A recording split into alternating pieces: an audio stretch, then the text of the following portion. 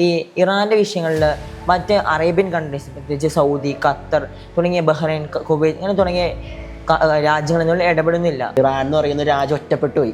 Middle ഈസ്റ്റിൽ നിന്നാണ് ആരും സപ്പോർട്ട് ചെയ്യാതെ ഒന്ന് ഒറ്റപ്പെട്ടു പോയി രാജ്യമായിട്ട് ആരും അറിയും. ഇറാൻ അതുപോലെ ഉമേഷ് കൊണ്ടുവന്നൊരു സുന്നി ഇതായിരുന്നു. അതിൽ നിന്ന് മുഴുവനായി ഐഡിയോളജിയെ മാറ്റിക്കൊണ്ട് നേരൊരു കൾച്ചറിലേക്ക് അത്രയും ബ്രിട്ടൻ സാമ്രാജ്യങ്ങളുണ്ട്. കാരണം ഇവിടെ ഇപ്പം ഇന്ത്യയിൽ സൂര്യനെ അസ്തമിക്കുമ്പോഴത്തേക്കും അടുത്ത ഭൂഖണ്ഡത്തിൽ അടുത്ത രാജ്യത്ത് അങ്ങനെ ഒരു ചരിത്രഗംഭീരമായ ബ്രിട്ടൻ.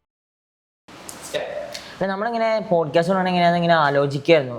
നമ്മൾ കേരളത്തിൽ നോക്കുമ്പോൾ ഫുൾ ടൈം പോഡ്കാസ്റ്റ് ട്രെൻഡിങ്, എല്ലാ സ്ഥലത്തും പോഡ്കാസ്റ്റ് മാത്രമേ ഉള്ളൂ. എവിടെ നോക്കിയാലും പല ഭാഷകളിൽ പല രൂപങ്ങളിലൊക്കെയാണ് പോഡ്കാസ്റ്റ് ഉള്ളത്. സ്പോർട്സിനെ സപ്പോർട്ട് ചെയ്യുന്ന പോഡ്കാസ്റ്റുകൾ, അതുപോലെ പൊളിറ്റിക്സ് പരമായിട്ട് പല രൂപത്തിലുള്ള ഐഡിയാസ് വെച്ചുകൊണ്ടുള്ള പോഡ്കാസ്റ്റുകൾ. നമ്മളിങ്ങനെ ആലോചിച്ചു ഇങ്ങനെ പോഡ്കാസ്റ്റ് തുടങ്ങും, എന്ത് വിഷയം സെലക്ട് ചെയ്യും, ഇങ്ങനെ പല ഡൗട്ടുകൾ നമ്മുടെ മനസ്സിലേക്ക് വന്നു പോഡ്കാസ്റ്റ് തുടങ്ങുന്ന കാര്യം ഇങ്ങനെ ആലോചിച്ച് തുടങ്ങിയപ്പോൾ. അത് നമ്മളൊരു കേരളത്തിൽ ട്രെൻഡിങ് ആയ പോഡ്കാസ്റ്റിനെ കാണുകയും അവരുടെ ഉപദേശങ്ങൾ ഇങ്ങനെ നേടുകയൊക്കെ ചെയ്തു. അപ്പോൾ അവർ പറഞ്ഞത് നിങ്ങളൊരു ഇസ്ലാമിക് സ്റ്റഡീസ് പഠിക്കുന്ന കുട്ടികളാണ്, അപ്പോൾ നിങ്ങൾ അങ്ങനത്തെ പോഡ്കാസ്റ്റ് ചെയ്യണമെങ്കിൽ നല്ലതെന്ന് പറഞ്ഞു. പക്ഷേ നമ്മളങ്ങനെ അതുമായി ബന്ധപ്പെട്ട റിസർച്ച് പിന്നെ നടത്തിയപ്പോൾ അങ്ങനെ ഒരുപാട് ഇസ്ലാമിക് പോഡ്കാസ്റ്റ് ഇഷ്ടം പോലെ ഉണ്ട്. കാരണം അറബിയിലാണെങ്കിലും ഇംഗ്ലീഷിലാണെങ്കിലും ഇഷ്ടം പോലെ, മലയാളത്തിൽ പോലും ഉണ്ട്. മലയാളത്തിൽ ഇസ്ലാമിക് മാത്രം ബേസ് ചെയ്ത് ചെയ്യുന്ന കുറേ പോഡ്കാസ്റ്റുകളുണ്ട്. അപ്പോൾ നമുക്കൊന്ന് വെറൈറ്റി ആകണം നല്ലത് നമുക്ക് തോന്നി. അപ്പം അങ്ങനെ നമ്മൾ ഒരു കണ്ടംപററി അല്ലെങ്കിൽ മോഡേൺ ഇസ്ലാമിക് എല്ലാം കൂടെ ഉൾപ്പെടെ ഒരു വൈഡ് പോഡ്കാസ്റ്റ് ആക്കുന്ന രൂപത്തിൽ നമ്മൾ ഇനി അതിനെ വിഷയം ഇങ്ങനെ എടുക്കണം എന്ന് ഇങ്ങനെ ആലോചിച്ച് നിൽക്കുന്ന സമയത്താണ് ഇസ്രായേൽ ഇറാൻ ആ കോൺഫ്ലിക്റ്റ് വന്ന് പെടുന്നത് നമ്മുടെ മുമ്പിലായിട്ട്. ഇനി അതങ്ങനെ ചെയ്യാവുന്ന രൂപത്തിലായി. അപ്പം ഇസ്രായേൽ ഇറാൻ കോൺഫ്ലിക്റ്റ് നമ്മൾ നോക്കുകയാണെങ്കിൽ ആ യുദ്ധത്തിലുപരി എന്താ പറഞ്ഞാല് ഇറാനും ഇസ്രായേലിന്റെ ചരിത്രങ്ങൾ എന്താ അതിന്റെ രാജ്യത്തിന്റെ ബാക്ക്ഗ്രൗണ്ട് എന്ന് പറഞ്ഞാല് ഭയങ്കര വലിയ, അത് പലപ്പോഴും ആർക്കും അറിയില്ലാത്ത സിറ്റുവേഷൻ എന്ന് പറഞ്ഞാല് ഇപ്പൊ നടക്കുന്ന കറന്റ് സിറ്റുവേഷൻ എല്ലാവർക്കും അറിയാം. കാരണം ഇപ്പൊ നടക്കുന്ന യുദ്ധം ഇതൊക്കെ എല്ലാവർക്കും പത്രമാധ്യമങ്ങളുടെയും ഇറാൻ എന്ന് പറഞ്ഞ രാജ്യത്തിന്റെ ഒരു ഏൻഷ്യന്റ് ഹിസ്റ്ററി ഒന്നും എടുത്ത് ആർക്കും അറിയില്ല. കാരണം പേർഷ്യ എന്ന് പറഞ്ഞ വലിയൊരു സാമ്രാജ്യം വഴിത്തിരിഞ്ഞ് വന്നൊരു രാജ്യമാണ് ഇറാൻ എന്ന് പറഞ്ഞാൽ. അത്രത്തോളം ചരിത്രം എന്ന് പറയാണ്ട് ഇറാൻ പറയാണ്ട്. അതുപോലെ അവിടെ സംസ്കാരം നോക്കണം, 4000 BC അന്നത്തെ അവിടെ സംസ്കാര ചുറ്റുപാടും ഒരുപാട് വർഷങ്ങളോളം പുരാതനമായ ഒരുപാട് സംസ്കാരങ്ങൾ സിവിലൈസേഷൻ ആണ് പേർഷ്യൻ സിവിലൈസേഷൻ. അപ്പം നമുക്ക് മനസ്സിലാകും പേർഷ്യയിൽ നിന്ന് തുടങ്ങണം എന്ന് പറഞ്ഞാൽ 4000 BC മുമ്പ് തുടങ്ങി അത്രത്തോളം പ്രൗഢിയും പാരമ്പര്യമൊക്കെ ഉള്ളൊരു സിവിലൈസേഷനാണ് പേർഷ്യൻ സിവിലൈസേഷൻ ആണ്. പല രാജവംശങ്ങൾ മരിച്ചുപോയ ഒരു സിവിലൈസേഷനാണ് ഈ നമ്മുടെ സസാനി എംപയർ ആയിരുന്നു നമ്മുടെ പേർഷ്യ ഈ ഇസ്ലാം മുസ്ലിങ്ങൾ കീഴടക്കണ മുമ്പ് ലാസ്റ്റ് ഭരിച്ചത് സസാനി എംപയർ. അവരുടെ ഒരു മദർ സൊനാസ്ട്രീം എന്ന് പറഞ്ഞാൽ എന്താണ് ഫേമസ് മതമാണ്, അവരുടെ ഒരു ഒഫീഷ്യൽ മതമാണ് സൊനാസ്ട്രീം എന്ന് പറഞ്ഞാൽ. അത് കഴിഞ്ഞിട്ടാണ് പിന്നെ ആര് കീഴടക്കണത്? ഇസ്ലാം കടന്നു. നമ്മുടെ ഉമേറ്റ്സ് ഒക്കെ കയറി വന്നുകൊണ്ട് എന്താണ് സസാനി എംപയറിനെ പരാജയപ്പെടുന്നത്. അതിനുശേഷം പിന്നെ അബ്ബാസികളും കുറച്ചു കാലം ഭരിക്കുന്നുണ്ട്. ഏകദേശം ഒരു 13ാം നൂറ്റാണ്ടോ വരെ ഏകദേശം ഇസ്ലാമിക് ഒരു ചുറ്റുപാടിലാണ് ഇസ്ലാമിക്. അപ്പോഴാണ് ഈ ഇസ്ലാമിക് സിവിലൈസേഷൻ കൾച്ചറൊക്കെ പേർഷ്യയിൽ കടന്നു. ഇപ്പൊ നിലവിലുള്ള ഇറാന്റെ കൾച്ചറൊക്കെ കടന്നു ആ ഒരു കാലത്താണ്. പിന്നീട് മംഗോളിയൻസ് വരുന്നുണ്ട്. പിന്നെ മംഗോളിയൻസ് കുറച്ചു കാലം ഇങ്ങനെ അടക്കി ഭരിക്കുന്നുണ്ട്. എന്നാലും ഒന്ന് ഇസ്ലാമിക് ഒരു കൾച്ചർ അവിടെ ഉണ്ടായിരുന്നു. വന്നുകൊണ്ട് ഇസ്ലാമി അവിടെ തരിപ്പണമാക്കി കൊണ്ടുപോകുന്നുണ്ട്. എന്താ പറഞ്ഞാൽ പേർഷ്യ എന്ന സാധനം അത്രയും നാളും ഇസ്ലാമിക് എന്ന് പറഞ്ഞാൽ സസാനി എംപയറിന്റെ കയ്യിൽ നിന്ന് പേർഷ്യക്കാരന്റെ കയ്യിൽ നിന്ന് സസാനി എംപയറിൽ നിന്ന് ഇസ്ലാമി പിടിച്ചെടുത്തതിന് ശേഷം ചെങ്കീസ് ഖാൻ എന്ന് പറയുന്ന മംഗോൾ നേതാവ് വന്നിട്ട് കീഴക്കാണ് ഒരു അത്രയും എന്ന് പറഞ്ഞാൽ ആ ഒരു സാഹചര്യത്തിൽ നിന്ന് ചെങ്കീസ് ഖാൻ എന്ന് പറഞ്ഞ ആ രാജാവ് വന്നുകൊണ്ട് എന്താണ് ഫുള്ള് എന്നാലും ഇസ്ലാമിന്റെ കൾച്ചർ ബാക്കി നിൽക്കുന്നുണ്ട്. പൂർണ്ണമായിട്ട് നശിപ്പിക്കാൻ ആർക്കും സാധിക്കില്ല, ചെങ്കീസ് ഖാൻ സാധിക്കുന്നില്ല. മനസ്സിലാവും. പിന്നെ ഒരു 16ാം നൂറ്റാണ്ടിന്റെ തുടക്കത്തിന് സഫവി ഭരണകൂടം കടന്നു വരുന്നത്. സഫവി ഭരണകൂടം ഒരിക്കലും ഈ പേർഷ്യൻ ഹിസ്റ്ററിയിൽ ഒഴിച്ചുകൂടാൻ പറ്റാത്ത ഒന്നാണ്. ഷാ ഇസ്മായിലി നേതൃത്വത്തിൽ കൊണ്ടുവന്ന സഫവി ഭരണകൂടം വളരെയധികം മുന്നേറ്റങ്ങൾ ഇവിടെ നടത്താൻ സാധിച്ചു. ഏകദേശം 1736 ആ കാലം വരെ ഉണ്ടായിരുന്നു അവരുടെ ഭരണ പ്രദേശങ്ങളും. ആ കാലഘട്ടമൊക്കെ അങ്ങനെ നീണ്ടുപോയി. പിന്നെ അതിനുശേഷം വന്നൊരു പ്രധാനപ്പെട്ട ഡൈനാസിയാണിത് ഹജർ ഡൈനാസി. ഇവിടെ നിന്നാണ് പിന്നെ ഒരുപാട് റെവല്യൂഷൻ, ഇറാനിയൻ ബേസ്ഡ് റെവല്യൂഷൻ ഒക്കെ ഈ കാലത്താണ് ഉണ്ടായി മാറുന്നത്. അതായത് ഇറാൻ ഒരു കോൺസ്റ്റിറ്റ്യൂഷൻ റെവല്യൂഷൻ അല്ലെങ്കിൽ ഇറാൻ പാർലമെന്റ് ഇതൊക്കെ വരുന്ന കാലത്ത്. അതായത് 1906 ഇവിടെ 6 മുതൽ 1911 വരെയാണ് ഏകദേശം ഒരു റെവല്യൂഷൻ, ഇറാനിയൻ റെവല്യൂഷൻ നടന്നത്. ആ ഇറാനിയൻ റെവല്യൂഷന്റെ ഭാഗമായിട്ടാണ് എന്തുണ്ടായത്, ഇറാന്റെ നിലവിലെ കോൺസ്റ്റിറ്റ്യൂഷൻ ഉണ്ടായി വരുന്നത്, നിലവിലെ പാർലമെന്റ് പോലും അതിന്റെ ഭാഗമായിട്ട് ഡൈനസ്റ്റി വരുന്ന സമയത്താണ് ഷിയ വിഭാഗം വളരെയധികം അത്രയും നാളും അങ്ങനെ ഒരു എന്താ പറയുക വേർതിരിവില്ലായിരുന്നു അവിടെ ഇതുണ്ടായിരുന്നു. പക്ഷേ ഈ സഫീദ് ഡൈനസ്റ്റി വന്ന പിന്നെ എന്താണ് ആ ഷിയ വിമതം കുത്തി ഇറക്കിക്കൊണ്ട് എന്താണ് അത്രയധികം ആപ്റ്റ് ആയി. അതായത് ഇസ്ലാമിക് റവല്യൂഷന്റെ മുമ്പുണ്ടായ ഇസ്ലാമിക് ഒരു കൾച്ചറിൽ ഉണ്ടായിരുന്ന സുന്നി അബ്ബാസിയും അതുപോലെ ഉമേഷ് കൊണ്ടുവന്നൊരു സുന്നി ഇതായിരുന്നു. അതിൽ നിന്ന് മുഴുവനായി ഒരു ഐഡിയോളജിയെ മാറ്റിക്കൊണ്ട് നേരെ കൾച്ചറിലേക്ക് നേരെ തിരിച്ചു മാറുന്ന സിറ്റുവേഷൻ ആണ് ഉണ്ടായത്. അതിനുശേഷമാണ് ഈ ഹജറൊക്കെ വരുന്നത്. പിന്നെ ഹജറിന്റെ ശേഷമാണെങ്കിലും നമ്മൾ നോക്കേണ്ടത് ഹജർ ഡൈനാസ്റ്റിയിൽ നിന്ന് പഹൽവിയിലേക്ക് ഇറയിലേക്ക് പോകുന്നൊരു സിറ്റുവേഷൻ ഉണ്ട്. അത് ഭയങ്കര ചർച്ച ചെയ്യപ്പെടും. കാരണം ആ ഇറയിലേക്ക് പോകാനുള്ള പ്രധാന കാരണം ഈ പ്രത്യേകിച്ച് ഈ ബ്രിട്ടൻ അതുപോലെ റഷ്യയൊക്കെ കൃത്യമായ അന്ന് ബ്രിട്ടൻ ലോകത്തിലെ ഏറ്റവും വലിയ കോളനൈസ്ഡ് കൺട്രിയാണ്. ലോകത്ത് എല്ലാം അടക്കി പിടിക്കുന്ന നമ്മൾ സൂര്യൻ അസ്തമിക്കാത്ത നാടെന്ന് വിശ്വസിക്കുന്ന അത്രയും ബ്രിട്ടന്റെ സാമ്രാജ്യങ്ങളുണ്ട്. കാരണം ഇവിടെ ഇപ്പം ഇന്ത്യയിൽ സൂര്യൻ അസ്തമിക്കുമ്പോഴത്തേക്കും അടുത്ത ഭൂഖണ്ഡത്തിൽ അടുത്ത രാജ്യത്ത് അങ്ങനെ ഒരു ചരിത്രഗംഭീരമായ ബ്രിട്ടന്റെ ഒരു അണ്ടർ ടേബിൾ ലോകരാജ്യങ്ങൾ അന്നത്തെ ലോകരാജ്യങ്ങളിൽ എല്ലാ സ്ഥലത്തും ഭരണമാറ്റങ്ങൾ ഉണ്ടായിരുന്നത് പോലെ ഇറാനിന്റെ മണ്ണിലും കൃത്യമായ ഒരു അണ്ടർ ടേബിൾ ഇടപെടൽ ബ്രിട്ടൻ നടത്തുന്നുണ്ട്. അതിന്റെ ഭാഗമായിട്ടാണ് നമ്മുടെ ഹജർ ഡൈനാസ്റ്റി നിലച്ചു പോകുന്നത്. 200 വർഷം അവർ ഭരിക്കുന്നുണ്ട്. അതിന് ശേഷമാണ് ഹജർ ഡൈനാസ്റ്റി അവിടെ ഇല്ലാതാണ്. അത് ഹജർ ഡൈനാസ്റ്റി ഇല്ലാതാണ് നമ്മൾ മനസ്സിലാക്കണം. ഒരു പേർഷ്യൻ ബ്രിഗേഡിന്റെ കൊസാക്ക് ബ്രിഗേഡിന്റെ തലവനായിരുന്ന പഹൽവിനാണ് അത് കൊണ്ടുവരുന്നത്. കൃത്യമായ ഒരു ജനറലെ കൊണ്ടുവരുന്ന സാഹചര്യം നമ്മൾ നോക്കുകയാണെങ്കിൽ അവിടെ അന്നുണ്ടായിരുന്ന പേർഷ്യൻ മജ്ലിസാണെന്ത് മുമ്പുണ്ടായിരുന്ന ഭരണാധികാരി പുറത്ത് അഹമ്മദ് ഷാ എന്ന ഭരണാധികാരിയെ പുറത്തായിക്കൊണ്ട് അഹമ്മദ് ഷാ ഗജറിനെ പുറത്തായിക്കൊണ്ട് ഈ കൃത്യമായിട്ട് ഈ കൊസാക്കിന്റെ ബ്രിഗേഡറായിരുന്ന ജനറലായിരുന്ന ഇദ്ദേഹം 1925 നടന്നുണ്ട്.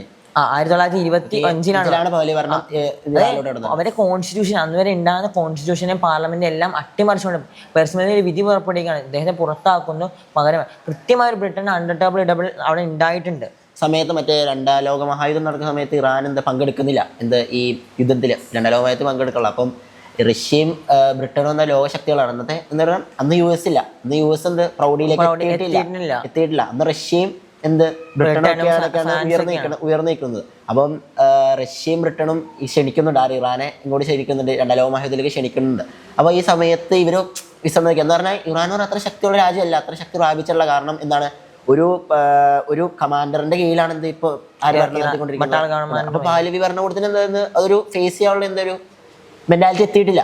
പക്ഷേ നോർത്തിലൂടെ ഇറാന്റെ നോർത്തിലൂടെയും സൗത്തിലൂടെയും ബ്രിട്ടീഷും റഷ്യയും കൂടെ കയറി ആക്രമിക്കുന്നത് ബോൾഷെവിക്കിന്റെ ഒരു അറ്റാക്ക് ആണ്. അതിനെ പ്രതിരോധിക്കാൻ വേണ്ടിയാണ് റഷ്യ റവല്യൂഷൻ സമയത്ത് നടക്കുന്നത്. 1917 റഷ്യൻ റവല്യൂഷൻ വളരെ കൊടുമ്പ് ലെനിനും അലക്സാണ്ടർ കെരൻസ്കി ബോൾഷെവിക്കും മെൻഷെവിക് പാർട്ടിയൊക്കെ വളരെയധികം തകർത്ത് മെയ്യുന്ന സമയത്താണ് ഈ സമയം നടക്കുന്നത്. അപ്പം ഇറാനിലോട്ട് കയറി വന്ന് രണ്ട് സൈഡിലൂടെ രണ്ട് വിഷയത്തേക്ക് വടക്കിലൂടെ തെക്കിലൂടെ വന്ന് ആക്രമിച്ച് ഇറാനൊന്നും ചെയ്യാൻ പറ്റില്ല. കാരണം എന്താണ്, വിട്ടുകൊടുത്തേ പറ്റൂ. കാരണം ലോകത്തിൽ രണ്ട് ശക്തികളാണ് വന്നിരുന്ന ഞങ്ങൾ ആക്രമിക്കണമെന്ന് എന്താ വളരെ ബോധം അദ്ദേഹത്തിനുണ്ട്, ഉണ്ട്. അതുകൊണ്ട് തന്നെ അദ്ദേഹം വഴി കൊടുക്കും യുദ്ധത്തിന് പങ്കെടുക്കാൻ. പിന്നീട് അവിടെ ഉണ്ടാവുന്ന പിന്നീട് ഇന്നുള്ള ഇറാന്റെ പേരിലേക്ക് ഒരു ചരിത്രമുണ്ട്. ഇറാന്റെ ഇന്നുള്ള നമ്മളെ അത്രയും കാലം ഒരു പേർഷ്യൻ എന്ന പേരിലാണ് ഇറാൻ. ഈ റാഷാ പഹ്ലവിയാണ് ഇറാന്റെ പേരിലേക്ക് 1935 റാഷാ പഹ്ലവിയാണ് ഇറാൻ എന്ന് വിളിക്കാൻ ആവശ്യപ്പെടുന്നത്. കടന്നു വരുന്നത്. പിന്നീട് ഈ റാഷാ പഹ്ലവിയുടെ ഭരണകാലം വളരെ നല്ല രൂപത്തിലാണ് കടന്നു പോയത്. ഒരുപാട് ഇൻഫ്രാസ്ട്രക്ചർ എഡ്യൂക്കേഷനായിട്ട് ഭയങ്കര അദ്ദേഹം രാഷ്ട്രീയത്തെ മാറ്റി ഒരുമിച്ച് നിർത്തിയുള്ള തുർക്കിയിൽ അത്താതുർക്ക് ചെയ്തതിന് നേരെ വിപരീതമായിട്ട് അത്താതുർക്കിന് പറ്റിയെന്ന് പറഞ്ഞാൽ അദ്ദേഹം രാഷ്ട്രീയത്തെയും അദ്ദേഹത്തിന് തകർച്ചയ്ക്ക് വളരെയധികം കാരണമായിരുന്നു മനസ്സിലാവും. കാരണം ചരിത്രം എടുത്തു നോക്കിയാൽ മനസ്സിലാവും അത്താതുർക്ക് കൊണ്ടുവന്ന ഐഡിയോളജി എന്ന് പറഞ്ഞാൽ അവിടുത്തെ ജനങ്ങൾക്ക് സിവിലൈസ് ഒരിക്കലും ചെയ്യാൻ പറ്റില്ല, അക്സെപ്റ്റ് ചെയ്യാൻ പറ്റാത്തൊരു കാര്യമാണ്. പക്ഷേ റിസാ പഹ്ലവി വന്നിട്ട് അദ്ദേഹം അവിടെ ചെയ്യുന്നതെന്ന് പറഞ്ഞാൽ ഒരുമിച്ച് കൊണ്ടുപോകാൻ ഒരു ഒറ്റ വഞ്ചിയിൽ എങ്ങനെ കൊണ്ടുവന്ന 2 വഞ്ചിയിൽ കാലം കൂട്ടാതെ ഒറ്റ വഞ്ചിയിൽ കൊണ്ടാവുന്ന ഒരു അവസ്ഥയാണ് റിസാ പഹ്ലവി. അത് അദ്ദേഹത്തിന് വളരെ വിജയം ഉണ്ടാക്കുന്നത്. പിന്നെ അദ്ദേഹത്തിന് ഒരു അടി കിട്ടുന്നത് എവിടെയാണെന്ന് വെച്ചാൽ 1941 ആംഗ്ലോ സോവിയറ്റ് ഒരു കോൺഫ്ലിക്റ്റ് ഉണ്ടാകുന്ന സമയത്ത്. പക്ഷെ അപ്പോഴും അദ്ദേഹം കറക്റ്റ് ഒരു പൊളിറ്റിക്സത്തെ മുന്നോട്ട് വരുന്നുണ്ട്. തൻ്റെ അധികാര കേന്ദ്രം നഷ്ടപ്പെട്ടു പോകാൻ തൻ്റെ മകനാണ്, മൂത്ത മകനായ മുഹമ്മദ് റാഷാ പഹ്ലവിക്കാണ് അധികാരം നൽകുന്നത്. പിന്നീട് അവിടെ മുതൽ 1979 ഇറാനിയൻ ഇസ്ലാമിക് റവല്യൂഷൻ ഉണ്ടാകുന്ന കാലം വരെ കൃത്യമായി ഭരണം നടത്തുന്ന ഇദ്ദേഹത്തിൻ്റെ മകനാണ്, മൂത്ത പുത്രനാണ്. തൻ്റെ കുടുംബത്തിൽ നിന്ന് ആ അധികാരം നഷ്ടപ്പെടാതിരിക്കാൻ അദ്ദേഹം കൃത്യമായി ശ്രദ്ധിച്ചു. മുഹമ്മദ് റാഷാ പഹ്ലവി വരുമ്പോഴത്തേക്കും അവിടെ പ്രൈമറി സ്കൂളുകളിൽ നിന്ന് മതവിദ്യാഭ്യാസം എടുത്തിട്ടുണ്ടായിരുന്ന ഒഴിവാക്കുന്നുണ്ട്. എന്ന് പറഞ്ഞാൽ ഒരു പാശ്ചാത്യ രാജ്യങ്ങളിലേക്ക് സപ്പോർട്ട് ചെയ്തുകൊണ്ട് ഒരു മോഡേൺ ആയിക്കൊണ്ടിരിക്കുന്ന ഇറാൻ എന്താ ഞങ്ങളുടെ ഇറാൻ എന്ത് കുറച്ചുകൂടെ ഞങ്ങളുടെ രാജ്യം എന്ന് കുറച്ചുകൂടെ മോഡേൺ ആണെന്നുള്ള ഒരു ഇതിലായിരുന്നു മുഹമ്മദ് റിസാ പഹ്ലവി വന്നത്. ഒരു വെസ്റ്റനൈസ്ഡ് അവരുടെ ഡ്രസ് കൾച്ചർ ആണെങ്കിലും അവരുടെ മൊത്തത്തിലുള്ള കൾച്ചർ ഒരു തൊപ്പി വരെ കൊണ്ടുവന്നു. കാരണം പെഹ്ലവി തൊപ്പി എന്ന് പറഞ്ഞാൽ അത്താതുർക്ക് പണ്ട് തുർക്കിയിൽ ഒരു തൊപ്പി കൊണ്ടുവന്ന പോലെ പെഹ്ലവി തൊപ്പി എന്നാൽ ഞങ്ങളുടെ ഒരു ഐഡന്റിറ്റി എന്നാൽ ഞങ്ങളുടെ എല്ലാവരും എന്ത് ഇത് ഇടണം പിന്തുടരണം അടിച്ചമർത്തൽ നിർബന്ധമാക്കി. പെഹ്ലവി തൊപ്പി എന്ന് പറഞ്ഞാൽ എല്ലാവർക്കും അവിടെ നിർബന്ധമായിട്ട് അവർ ഇടണം എന്നൊരു ഇതിലേക്ക് കൊണ്ടുവന്നവർ. പിന്നെ ഈ പ്രത്യേകിച്ച് അതിങ്ങനെ ചർച്ച ചെയ്യുമ്പോൾ നമ്മൾ നോക്കുകയാണെങ്കിൽ ഒരു ഫുൾ വെസ്റ്റനൈസ്ഡ് ആയിരുന്നു.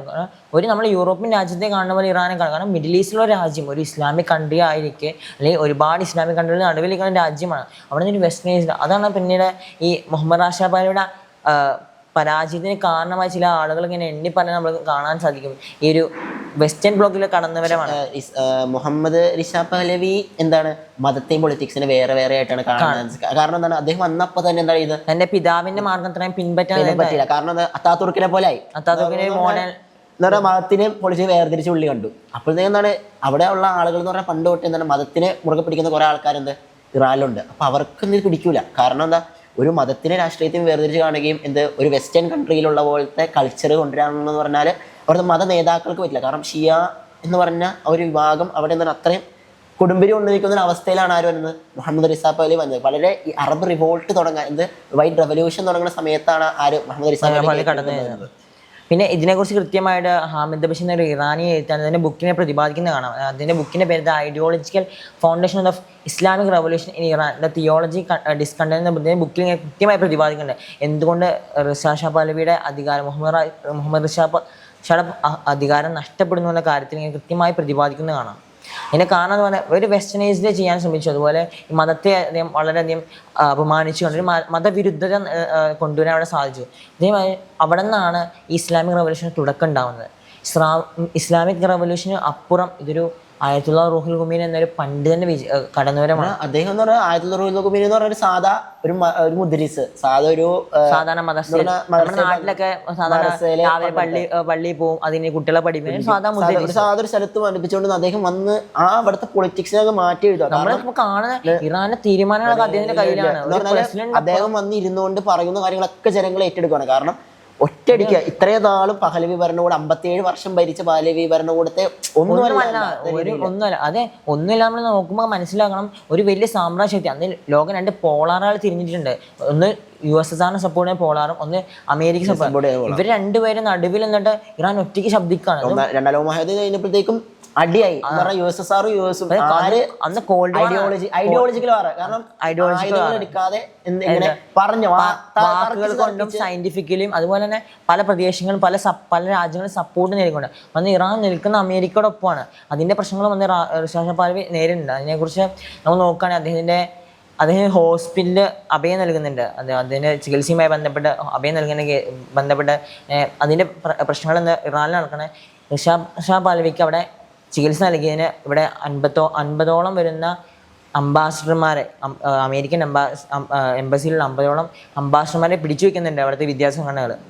അതിൻ്റെ പേരിൽ അമേരിക്ക ഒരു വിമാനമൊക്കെ അയക്കുന്നുണ്ട് 8 അംഗ സംഘടന. അത് പക്ഷേ മരുഭൂമി വെച്ച് തകർന്നു. അതിനെക്കുറിച്ച് റൂഹുൽ ഖുമൈനി പറഞ്ഞെന്താണെന്നോ അമേരിക്കയെ ഇതിന് മേൽ അള്ളാഹുവിന്റെ കരങ്ങൾ വീണിരിക്കുന്ന അത് കൃത്യമായി അമേരിക്ക ചൊടിപ്പിക്കുന്നുണ്ട്. ഈ മുഹമ്മദ് റിസാ പഹ്ലവി ഹെലികോപ്റ്ററിൽ വന്നുകൊണ്ട് ഇങ്ങനെ ചുറ്റി കാണുന്നുണ്ട്. ഈ അടിയിൽ വൈറ്റ് റവല്യൂഷൻ നടക്കുന്ന സമയത്ത് ഹെലികോപ്റ്ററിൽ വന്നിങ്ങനെ ചുറ്റി കാണുന്നില്ല. അപ്പോൾ എന്താണ് ഒന്നും ചെയ്യാൻ പറ്റില്ല. കാരണം അത്ര ആ ചെറിയൊരു മുദ്രിസ് എന്ന് പറയുന്നത് നമ്മൾ വെറും തള്ളി പറഞ്ഞ ഒരാൾ എന്താണ് അവിടുത്തെ പൊളിറ്റിക്കൽ സ്ട്രക്ചറിനെ മാറ്റിക്കൊണ്ട് നേരെ കീഴ്മേൽ മറച്ചുകൊണ്ട് എന്താണ് ആയത്തുള്ള റൂഹുൽ ഖുമൈനി എന്ന് പറയുന്ന ആളെന്ന് വളരെ ഇമ്പാക്ട് എന്ന് അവിടുത്തെ പൊളിറ്റിക്സ് പരമോന്നത നേതാവ് ഉയർന്നു.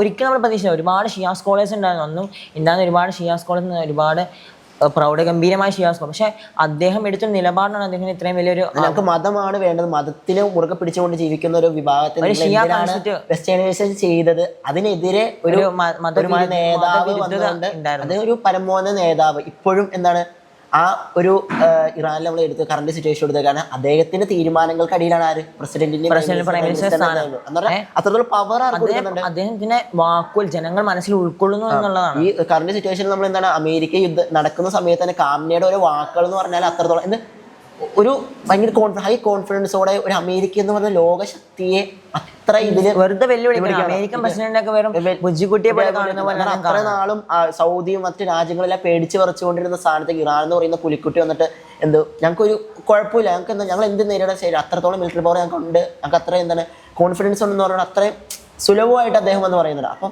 ആ വൈറ്റ് റെവല്യൂഷന്റെ ഒക്കെ നമ്മൾ ചരിത്രം എടുത്ത് നോക്കുമ്പോൾ അത്രത്തോളം ഇമ്പാക്ട് ആയിട്ട് ഉണ്ടാക്കിയിട്ടുണ്ട്. ഇറാനിലെ പുറത്താകുന്ന അമേരിക്കയുടെ ഇടപെടൽ കൊണ്ട് അതായത് ഇറാഖിലോട്ട് കടത്തുന്നുണ്ട്. ഇറാഖിലേക്ക് അവിടെ നിന്ന് അദ്ദേഹം തിരിച്ചു വരുന്ന വരവുണ്ട്. തിരിച്ചു വരുന്ന തന്റെ വാക്കുകൾ കൊണ്ട് ജനങ്ങളെ സ്വാധീനിക്കുക. അതായത് പ്രസംഗം എന്ന് പറഞ്ഞാൽ അത്രത്തോളം മനുഷ്യകൊള്ളുന്ന ഇതാണ്. അതിലൊരു മുദ്രീസ് പൊളിറ്റിക്സ് വളരെ നമ്മൾ നോക്കണം. എന്താണ് അദ്ദേഹം പറഞ്ഞത്? എന്താണ് അവിടെ ഉണ്ടാകുന്ന വിഷയം എന്ന് വെച്ചാൽ നമ്മൾ നേരത്തെ പറഞ്ഞു, ഈ റാഷ പഹൽവിയെ പോലെ അല്ലാതെ മുഹമ്മദ് റാഷ പഹൽവി ഒരു കൃത്യമായി മതത്തിനെയും പൊളിറ്റിക്സിനെയും കൃത്യമായ ഒരു വേർതിരിവ് കണ്ടിരുന്നു അദ്ദേഹം.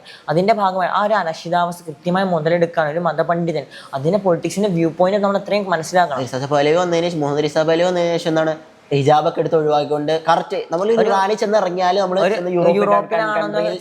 രൂപത്തിലായിരുന്നു. ആണുങ്ങൾ പഹലവി തൊപ്പി വെച്ചുകൊണ്ട് നടക്കുന്നു, കോട്ടി സ്യൂട്ട് ഇട്ട് നടക്കുന്നു, ബാക്കി എല്ലാവരും ഒരു western culture.